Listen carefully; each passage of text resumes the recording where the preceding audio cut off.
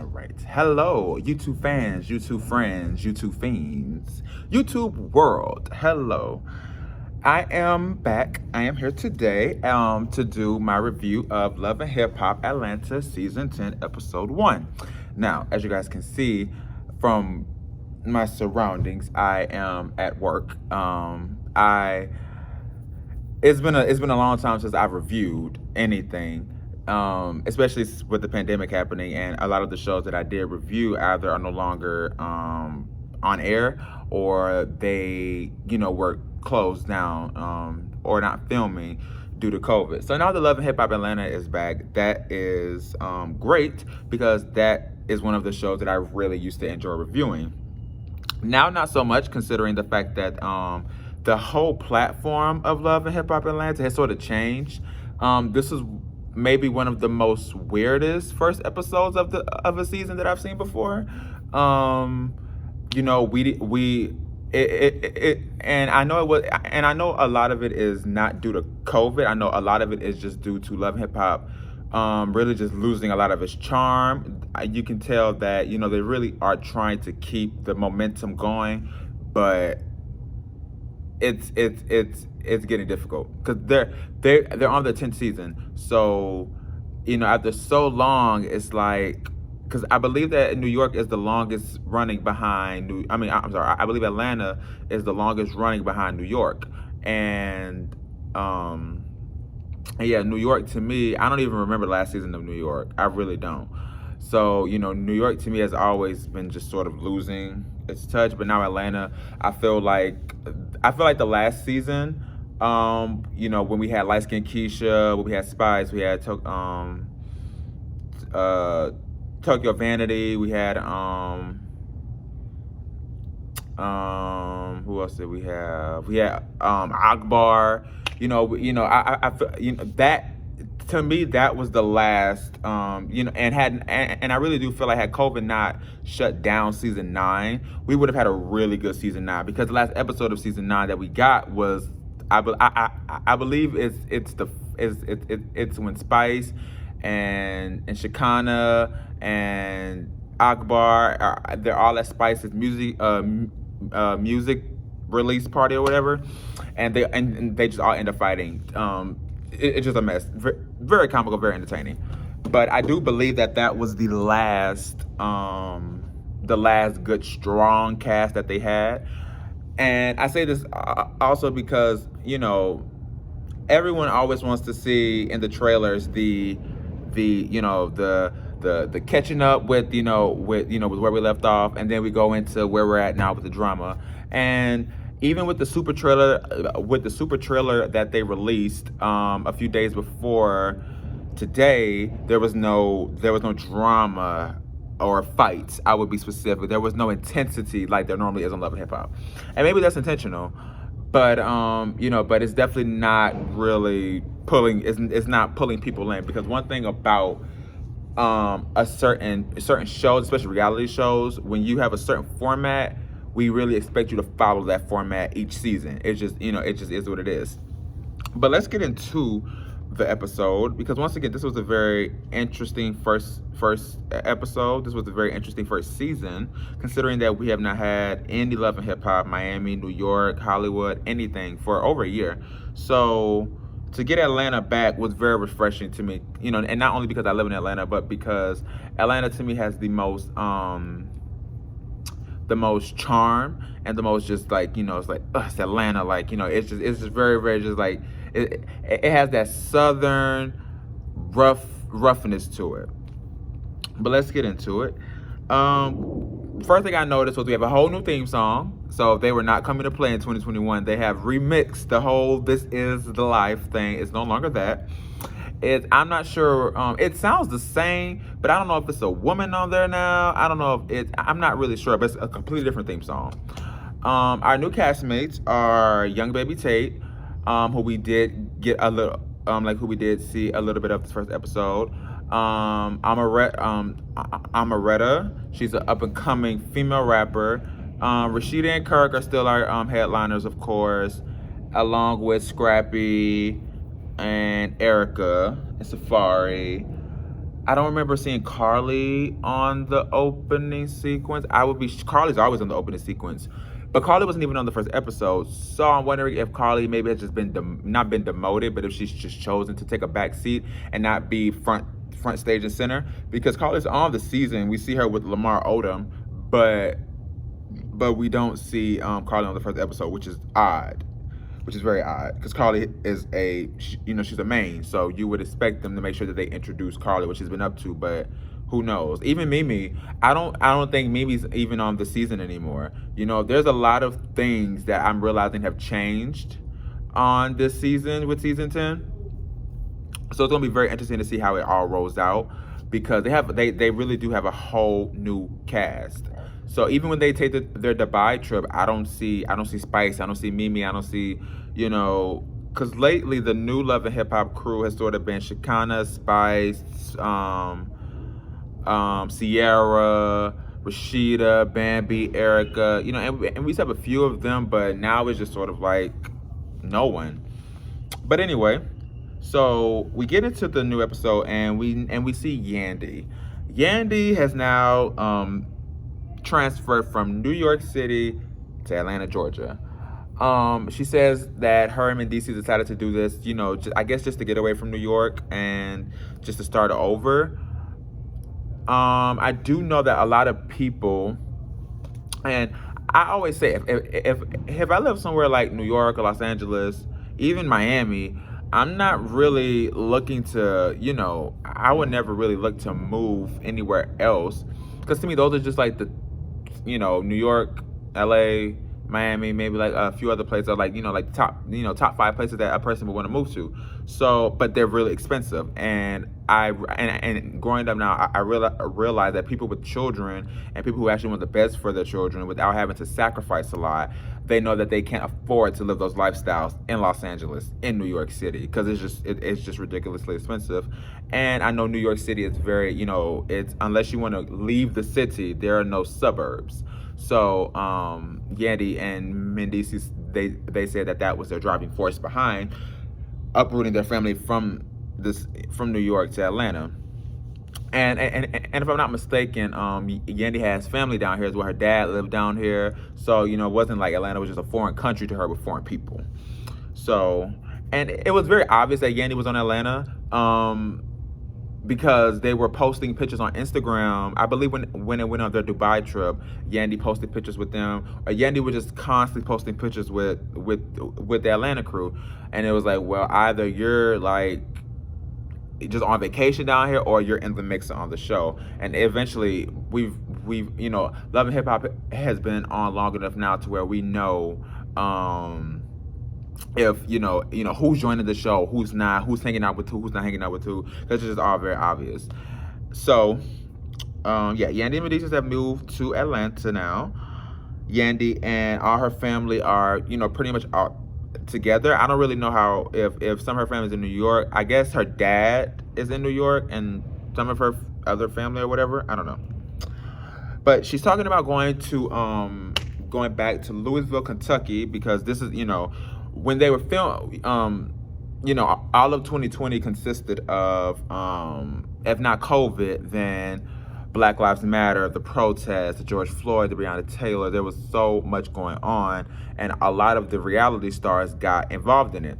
Even on Real Housewives of Atlanta, a lot of Portia's storyline was her protesting, getting arrested, blah, blah, blah. So Yandy is also following that same path and wanted to go back to Louisville for another rally for Breonna Taylor.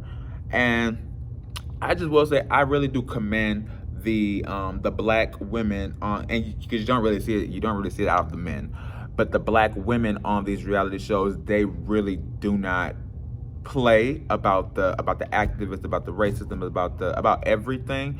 And I know Yandy mainly is a very sore spot for her, because not only has Yandy been protesting since Medici's been in jail, but Yandy's been maced before. We all remember the viral video that came out of Yandy being pepper sprayed and maced and been pushed out of the building, of the jail, it was just like a mess. So I know for Yandy this is nothing new for her. But also, the circumstances are different, and that's what her family was telling her about. That this is not, just about getting prisoners blankets and getting and getting the heat on in the jail. This is literally a political thing that has to do all with race and power and just righteousness. And black people don't really get the fair end of the stick when it comes to those things. So yeah, Yandy definitely is sticking to her guns and making sure that she puts her foot, she keeps her foot on the neck of this whole thing that's going on right now, which I completely applaud, because once again, I will say, I don't, as far as the reality show men, you don't really see too many of them, and maybe just because men aren't as vocal and passionate as women, but the women on these reality shows, they have really been doing the damn thing when it comes to the activists and stuff like that. So hats off to them. So next we see young baby Tate. Now, I will say I was very, very, very interested, very shocked, and very here for young baby Tate being on Love and Hip Hop, only because I literally have just learned of her maybe a few months, maybe 3 months ago, and this is only due to my boyfriend playing her song "I Am," constantly, and it's a very catchy song, and that's how it got me, because I would just be in the car listening to it and be like, I am healthy, I am wealthy, I am rich, I am rich, and I was like, who is this girl? So I googled, well, not googled it, but of course YouTubed or whatever, and just listened to the song myself and fell in love with it. And then because I'm really not a person to look too much into new rappers, especially female rappers. I just sort of like to stick with what I know. But he played another one of her songs. I believe it's Heeny Miney, and dope ass song as well. So I was like, okay, she obviously got some talent. So when I saw her on Instagram, not on Instagram, when I saw that she was gonna be on Love and Hip Hop, I was like, this is either gonna be really good for her career or really bad, because I can tell that she's young and she's new, and she's definitely trying to build herself up to be something, and she has the talent. It's very clear, like she makes really good music, and her mom is a Grammy Award winning artist, so she has it in her bones. It's just all about how she handles her next moves, and just all that stuff like that, and how she handles the show. Because Love and Hip Hop, of course, is a platform where if it can help you as with your music, but it also really cannot. So it just really depends on her. But we see her at the Cascade skating ring. I was confused, because I thought at first they had closed it down for them, because it looked like it was just her and her friends. And then she said that and then I saw when they all sat down, it was other people there. So I don't know. But apparently her song started playing in the skating ring, ironically, as she's there. I'm like, they obviously played it because you were there. But and she starts talking to her friends about how she wants to be mainstream, and about how she and just basically how far they've gotten, which I'm sure that, because once again, I have only known of her as of this year and the past maybe 2-3 months. So I can imagine how far she has came as far as her views, her music, and all that stuff like that. And I really do hope that she doesn't allow this show to mess anything that she has going on, because I definitely can understand why coming on the show would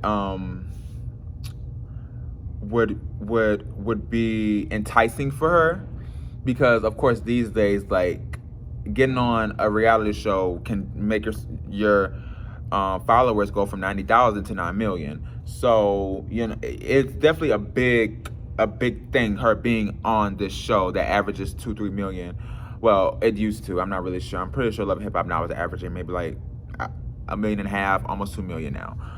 So so yeah, it's really interesting to see somebody that you had, that you saw on Instagram. It was like, this is the up and coming artist, underground, whatever. And then to see her on the show, I was like, oh wow. So I can't wait to see more of her, because she definitely seems like a very down to earth, cool, sweet girl. She really does. So we just have to see what Love and Hip Hop brings, brings for her and brings out of her. But next we see Bambi. Now, ever since the show ended, I don't keep up, or even when the show is airing, I don't think like, as far as Instagram, I don't follow any Love and Hip Hop stars because I don't really care for any of them enough to follow them on Instagram. But definitely once the show stopped airing because of the pandemic, I really just lost touch with all of the stars. And not too long ago, I saw Bambi was pregnant again, and I was like, what? Like, Bambi's pregnant again? And I don't know if this is baby number 2 or 3 or 4. I really honestly didn't know because I don't even remember the only baby that I literally remember Bambi having is Braylon. I don't after that it's just like it was like Bambi was just popping them out like sunflower seeds. So but now on the show she's pregnant. She says that I believe she says that they got pregnant when they were in Arizona filming that little special thing that they had, the little reunion thing or whatever. So yeah, Bambi is pregnant again. Let's see. Her and Sierra, we see her, Sierra, and Erica. They're all meeting up just to discuss life with their men, of course, because what else are these Love and Hip Hop women going to do besides talk about how the men are treating them? Erica sits down, and Erica's the most interesting of the 3 women that we have in front of us right now because she is not only married to Safari, but Erica now has 2 kids with this man. And I know for a fact that had anybody even thought to put Erica and Safari Mena not Erica and Safari Mena, oh my gosh, but if anybody had ever thought to put Erica and Safari into a sentence together, it would be like, why are we even mentioning them together? But now they have a whole relationship, marriage, family, just craziness going on, and it's not shocking at all. It's literally like one of those things where that you can literally see the train wreck before it happens. You see the railroad is withered away and just damaged. You see the wheels on the train are just all tore up. You see the bad incoming weather. You see all the aspects that make a train accident happen, and then but all you can do is watch it. And that's how it's been watching Erica and Safari ever since the day they announced that they were together. It's literally been watching a train wreck happen right before your eyes, and all you can do is just like keep them open and just hope it doesn't hit you because it's pretty damaging to watch. You know what I mean? Like, and it's just so funny because I don't know if anyone knows this, but I'm a very, very, very, very diehard Nicki Minaj fan. No one reigns above her, not even God. So to see the man who she was supposed to be living her life with and it reduced to this, I know it's very comical on all levels for Nicki Minaj, because this is the man that you almost have been spending your life with and could have been having babies with. Seriously. Thank God she got out of that. Thank God. Anyway, so we see Erica talking about her and Safari, and she says how Safari is basically very checked out of the relationship. He doesn't want to really be bothered with her or the babies. He's basically just living life as if they don't exist. And this isn't really shocking to me, once again, coming from Safari. Maybe if I was hearing this from, I don't know, an upstanding citizen of America, I would be shocked. But this is coming from a guy who literally bashed the woman who supported and took care of him for years, lied and claimed that he wrote records for her. This is the man who to me is as vain as men can get, honestly. You know what I mean? Like, the Safari is definitely and I have nothing against Safari. I think he's a cool guy, whatever. But, I know I can tell a not shit nigga from a mile away, and Safari it's just not shit. It's very obvious. Or he just hasn't grown up yet, which is very odd because Safari has to be, I'm not sure how old Safari is, but if Nicki Minaj was with him and she is like 36, 37, Safari has to be Safari's 40 years old. Literally just turned 40 on July 4th. So, yeah, he's way, he looks really good though to say he's 40. Wow. But he's way too old to be pulling the crap that he is pulling with Erica. Way too old. But we'll get into that when we get into their actual conversations. So then Bambi says how she and Scrappy are having issues with baby number 3 on the way. Also, not makes a lot of sense, but once again, this is Scrappy. I don't know how long it took Scrappy to really settle down with Bambi before they really got, solid.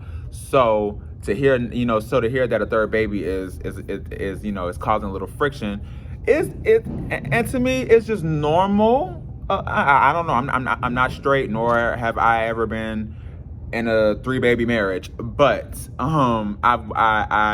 I've seen enough and I know enough to where I just feel as though when the third baby comes, especially when you have them back to back to back, like Bambi's having these babies like Nick Cannon is having his almost. Like she's having them almost every year now. So I know that when you have them just back to back like that and you guys really have no help, it definitely becomes a little bit more inconveniencing. You know what I mean? And it's up to both, but it's really up to the man, because the woman is the one who's carrying the child for 9 months, pushing the child out, breastfeeding the child, really being the child's everything for the first few years. So it's really up to the man to pull the weight and just and be able to see the things that you normally wouldn't see, to be able to help out the wife. But apparently Scrappy is not doing that. And I'm sure Scrappy is like, damn, we really need to start wrapping it up. Like, seriously. Because, that's just... and of course, nothing's wrong with that. Like, you guys are married. You guys have, now it is time to start popping them out. But you guys have to make sure that you're ready for this. And I'm not sure, but I don't think Scrappy or Bambi are hitting 40 yet. Lil Scrappy is 37, right? Yeah. And Bambi's 34. So yeah. Now now is the perfect time for Bambi to start popping them out. But just before y'all start popping them out, just make sure that you're able to tolerate all of that. Cause like people always say, one child is one and one child is one and 2 is 20.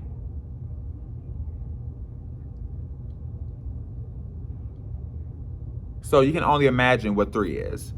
To me, 3 children is just, my mom had 3 kids, and to me, that's just, it's a football team to me, in my opinion, especially when they're young. You look at people with 3 kids when they're older, and it's not as difficult because they they basically have 3, just 3 people that are taking care of themselves. Once you hit, of course, 13, 14, 15, you still do need to rely on mom and dad for whatever. But, once you start hitting the 15, 16, 17, it's basically like your kids are grown. I'm just basically making sure you're not dead. So, but when you have 3 toddlers, it's just like, oh my God, like I can only imagine the headache and the frustration. So, these women need to definitely get it together with the babies and the men and figuring out because what's happening is that they're having all these kids, and then they start talking about Erica and Safari and the tweets that they have been putting out online. And this is where I have to draw the line with Safari, because it's one thing to, I guess, tell your family and friends, about whatever. But when you go on social media and then start allowing the world to know how you feel, to know what your relationship is going through, to know what you guys are going through, it's pretty, very, very childish, very girly, and it's very immature. You know what I mean? It's, if you really don't want to be with this woman, don't go on Twitter and tell people, because that's just pointless. You should sit down with her and have an actual conversation about how you feel like this is a regret, this is this and that. And to me, that's just very, very cowardly to do, because instead of speaking to the woman who you have these emotions about, you would rather go and start typing and speak to the world about your own relationship. And I just can't really respect that from a 40-year-old man. Cannot, with a woman who you are married to. Now, if you guys are just whatever, not married, no kid, whatever, but you guys are married, and you guys have 2 kids. Well, at this point, one, but you guys have a child. Like, come on, Safari. It's certain boundaries that you don't cross just out of pure and nothing respect.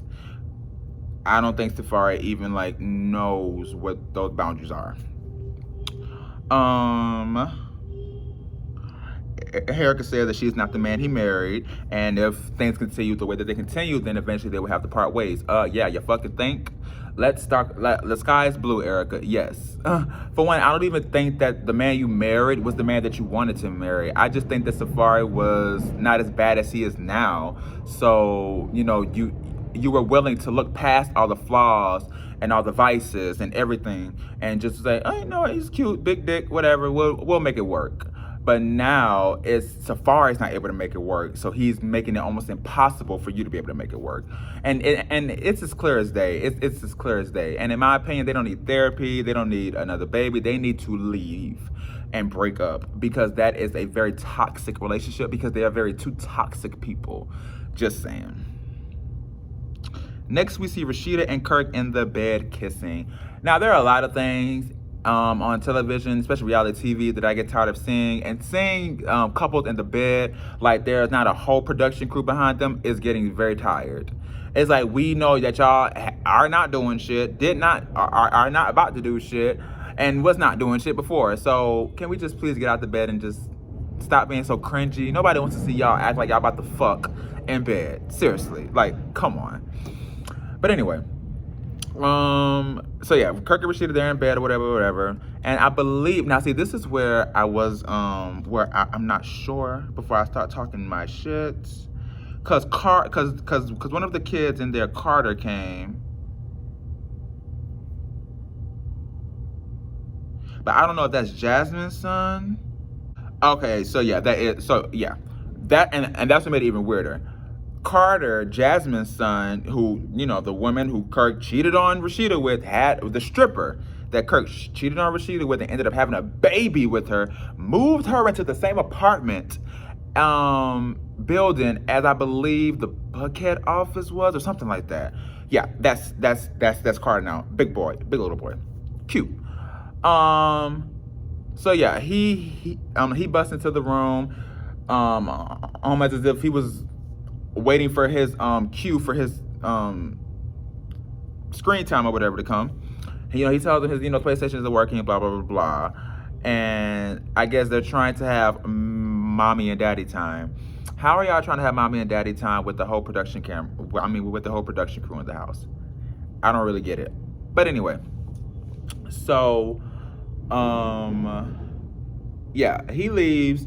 Kirk and Rashida are still in the bed doing whatever. We hear Kirk start, obviously alluding to how he's trying to focus on his marriage and keep his marriage first, and everything else is last. And it's like, Kirk, everything else should have been last.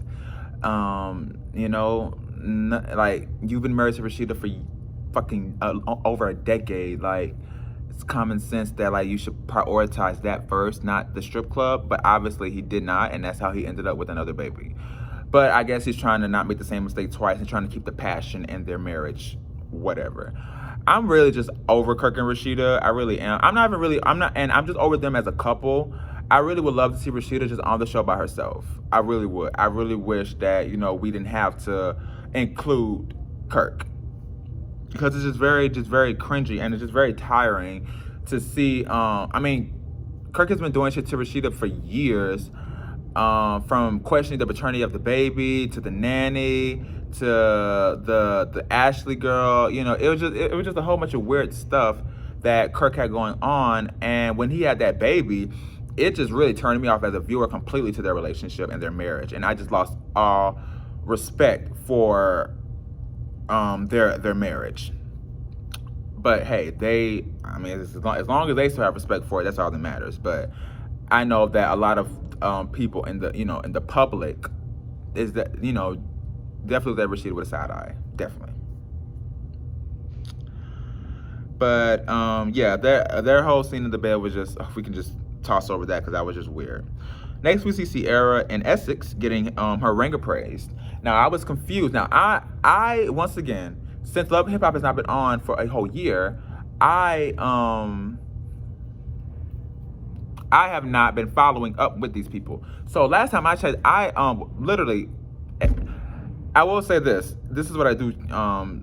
What I do constantly check up on is that if Sierra is still with BK, because every time I look around, he's cheating on her or she's finding out something else. But then they are always together. And the last time I looked, I could have sworn it was this year, but I guess not. They were still together, but as far as what the show is projecting now, they are very much so done. Apparently 3 months prior to her getting the ring of praise, he proposed to her. She knew that he wasn't the one. Her family knew he wasn't the one, but she accepted it. And then eventually she said that she just couldn't do it. So, Sierra really didn't give a really hard, solid reason as to what really happened after the engagement. It just sort of was, we got engaged. I realized he wasn't the one for me, and the story. And it's like, well, what? And it's like, well, what really happened? Yeah. So long story short, Sierra and BK got engaged. Sierra found out she said she always knew that she did not love him. She knew all this stuff, blah blah blah. But still, and it does make a lot of sense how just how their relationship would go. Sierra would find out stuff, get over it, go back to him, which in reality is obvious that she was just bored and she was just willing to just be like, this is a good storyline for the show. He keeping me warm, so whatever he doing outside, I'll just, not really give a fuck because we're really not that serious, until he had proposed. And I guess she couldn't say no in that moment and just had to eventually be like, I can't do this. So she's there with her sister and a light-skinned girl. I don't think the light-skinned girl's her sister, because I think all Sierra's sisters are dark skin. So, or at least brown skin. So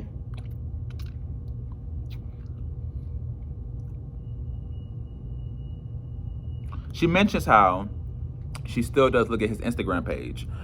And she says that people do say that if you are still looking at their social media, then you're not over them. I feel like that's half true and it's not true. If you're just a really nosy ass person like me, then, you're just being nosy. You're just like, let me see, because I hate when people say, after you break up with the person, you're supposed to completely forget about them. It's like, no, like I was actually like really digging this person. I was with them for like however long. I cared about them a lot. So it's really not, like, oh, no matter what. I mean, unless you tried to kill me and I got away and, now it's like, I don't give a fuck about you. But if, regardless of the circumstances, I'm sure even divorced people still do check up on each other. They might not admit to it, but, whatever. But they start mentioning about how she has this new guy. And I believe she said Sierra mentioned something about a third leg. And I didn't catch on, but I was like, oh. And then she said he was young. So I was like, oh, we gonna see. We gonna see. So the appraiser comes back, tells her the ring is worth $60,000. So Sierra basically just starts shopping around for her family, whatever they want, they can get. I will say, shout out to BK for getting her a $60,000 ring. That's pretty impressive. I don't know what the fuck BK do, but he obviously got some coin. Next, we see Yandy on Jot's show. She's just there to promote the rally that she's having for Breonna Taylor, or whatever. We can skip over that. This is the interesting part that we're gonna get to next. We see a quick clip of Safari picking up his wedding picture or portrait out of the trash can. Now, we already know who put it there, so we'll have to see what happens next. And then we see Scrappy meet up with Safari at some, I don't know, gym, I guess we can call it. Safari says he did not know that having a child would be so difficult. Having a child would mean taking away everything that belonged to him almost and replacing it with everything that the child needs. he says he wished someone had told him that. And Scrappy goes, well, I thought you already knew it. And I'm in my head like, yes. I don't understand why someone needs to tell a 40-year-old man, hey, you might not want to nut inside this woman, because if you do, you're going to have a lot of trouble coming after you. I don't think that somebody needed to warn you about having a baby. I mean, it's a baby, not a bomb. You know what I mean? Yes, they're headaches. Yes, they're this. Yes, they're that. Yes, they're that. But they are something that is, it's almost like, it's what's that word? Like, it's just, it's inevitable. You know what I mean? It's like, if you're a straight man with a straight penis and you like straight women, 9 times out of 10, you're going to have a straight baby. So, Safari even be saying he wish he knew this, he wish he knew that. Like, you sound like a 17-year-old kid that just had his first kid. Like, yes, this is your first child, but you're old enough now in life to know that, you know, regardless of when, you know, of what, I have to get on my P's and Q's and make sure that my shit is together. Safari still thinks he's 20 years old and can just be, oh, I don't know, I don't, you know, I'm a young lost father. No, you're an old ass man who needs to get his shit together and needs to start providing for the mother of his children and his children, because you're obviously not providing emotionally. I don't know what he's doing financially, but emotionally, it's obvious that Safari is not doing anything. And then he starts saying how his big issue with Erica is the way she speaks to him, which I can understand. We all know Erica Mena very well for her outburst, for her many outbursts with men, for her many arguments with men. Erica definitely has no issue going there with a man and letting him know that he's a punk ass pussy ass bitch, and she will beat his kick him in the neck like she's her baby daddy, something of that nature. So when he mentions the way Erica speaks to him, I could definitely understand that part. But what are you doing to cause her to be irate like this? Because you can definitely tell that Erica is not the same girl that we used to know. Either Safari has like softened her up a little bit, or the babies have softened her up, or maybe she's just broken. Who knows? But this is definitely not the same Erica Mena that we used to know from New York. It's not.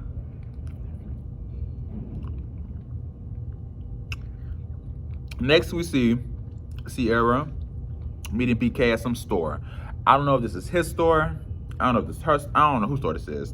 But they met up, and within 5 minutes of, not even 5 minutes, within 2 minutes of the conversation, BK mentions how Sierra's trying to find clothes for, I guess, whatever man that she's with now.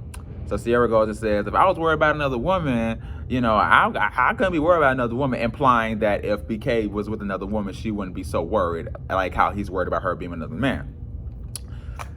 And then Sierra goes into how he was cheating and doing all this stuff like that, so he shouldn't even care. And of course, BK goes and says, well, you were cheating too. You were with many men. And BK loves to throw Sierra under the bus as badly as she does him, to try to make us think that, like, you know, and who knows, Sierra might have been doing her dirt, but Sierra wasn't the one getting caught, or Sierra wasn't the one, you know, having people call your phone, giving her the information on what you're doing. So no matter what, BK, we don't really know what Sierra was doing, but we know what you were doing. And so then Sierra says, well, if I was with so many men, why would you want to marry me? Come on. You got down on one knee and asked this woman to marry you, but now she was chasing around with other men. BK went to the blogs to basically get the pressure off of him that he was cheating, and to give the impression that Sierra was cheating, so everyone could run with that. And I definitely do believe that, because even when BK gave his explanation as to why he did go to the blogs, it was just basically like, you know, you were just tired of being painted as the villain, and you wanted someone else to you know, catch the heat and be the bad guy, Chun-Li. But yeah, no, that's not going to work, sir. Because once again, you are just going around saying that Sierra broke your heart and cheated on you, but it's documented and recorded and televised that you have been doing your dirt on this woman, you know, plenty of times. So no one's really going to buy, oh, Sierra was this, Sierra was that. At least I don't. Anyone else that does, you are a fool. Pretty fool. So they continue to keep talking. He's saying how Sierra did him dirty and all this stuff like that. But and she apologizes. And in the midst of them talking, she calls this man Eric. She calls him her new nigga name. Now, I don't know what I would do. And only because Sierra was being funny.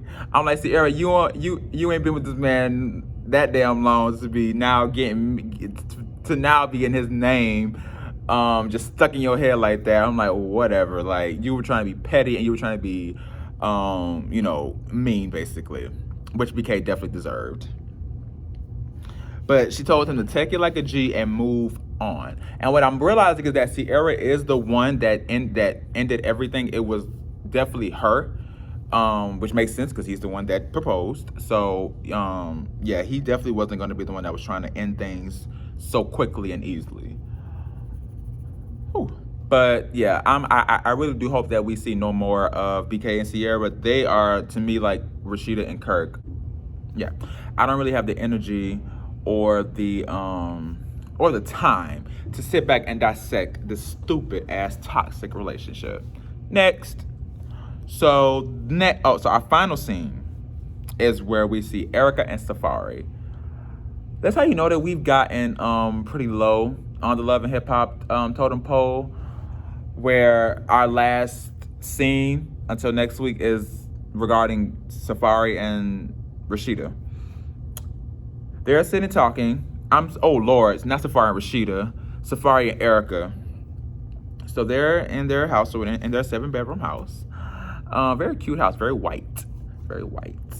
They're sitting and talking about how things have not changed in their relationship, how things have changed, basically. Yeah, how things have changed. Erica says he isn't considerate, and how they're supposed to be a team. Safari then says, how are we supposed to be a team when you are throwing away our wedding pictures? Now, Safari is very manipulative, and Safari is, he's just very immature.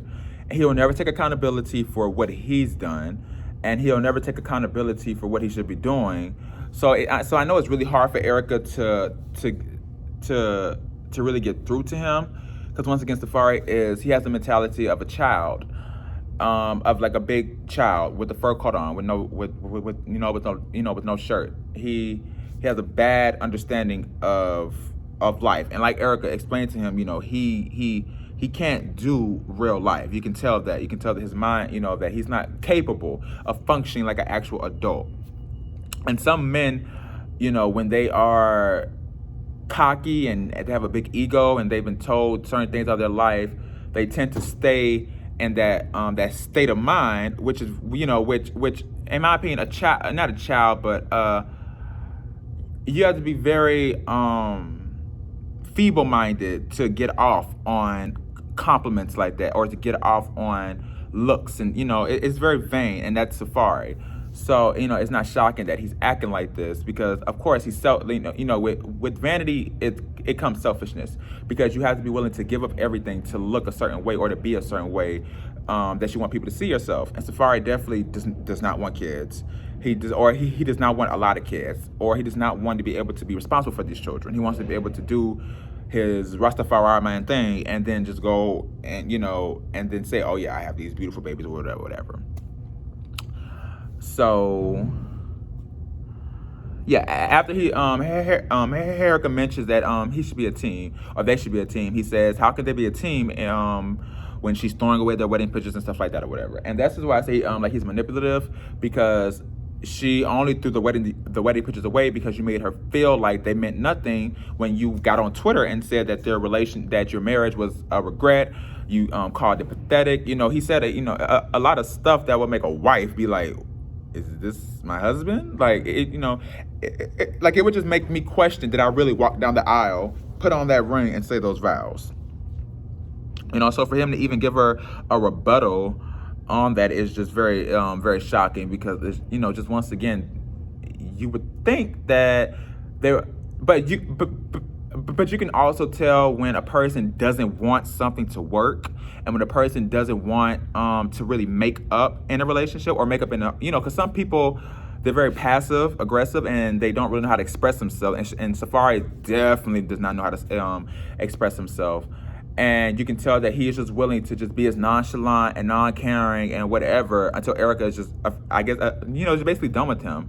You know, when you don't want to quit a job, but you just don't want to be there no more, so you just doing everything just wrong, a half-ass, coming in late, not showing up, and just hoping and pray that they fire you so you can get unemployment. I feel like that's what Safari is doing. He's just waiting to get unemployment, so he's just waiting for Erica to fire him. And it's sad to see because Erica's trying. She really, really is trying to get through to him, but it's just not happening. He then even says, well, Erica says that she's scared. He says again. I just want to go in order. She says she has no fear, she says that she has no fear. She said that she has fear. She has fear that he has no interest in being with her or being a family with her. And his response is not to comfort her or to make sure that she understands that that's not true, but to call her dramatic. But, to play down how she feels, so that way, it's not like he's doing anything wrong. She's just feeling a certain type of way for whatever type of reason. And it's very narcissistic, and it's a lot of textbook definitions that you can give Safari and Erica's relationship, which is why it's almost really cringy to even talk about or review, because it's so textbook. It's like it's crazy. It's very, very, very crazy and odd. He also tells her that she needs to go talk to someone, I guess a therapist or someone, and to get herself together, but he's fine. He doesn't need any outside third party help, anything. He's got it. He's got it together. And I was just like, wow, he really told his wife that she needs to go get therapy or counseling and get whatever she got going on her side together, but he's fine. And I was just like, wow, Safari, you really are like not shit. And it's showing. It's really showing now, because you can't really hide it for too long, especially when you don't want to hide it. And you can tell it's between the child and the pandemic and all this stuff like that, it's really caused a big friction, really big clash in their marriage. So they basically end the conversation with Erica letting him know, you don't know how to do real life. He starts letting her know how he doesn't like the way that she taught it. They have very, very, very, very poor communication skills, very poor.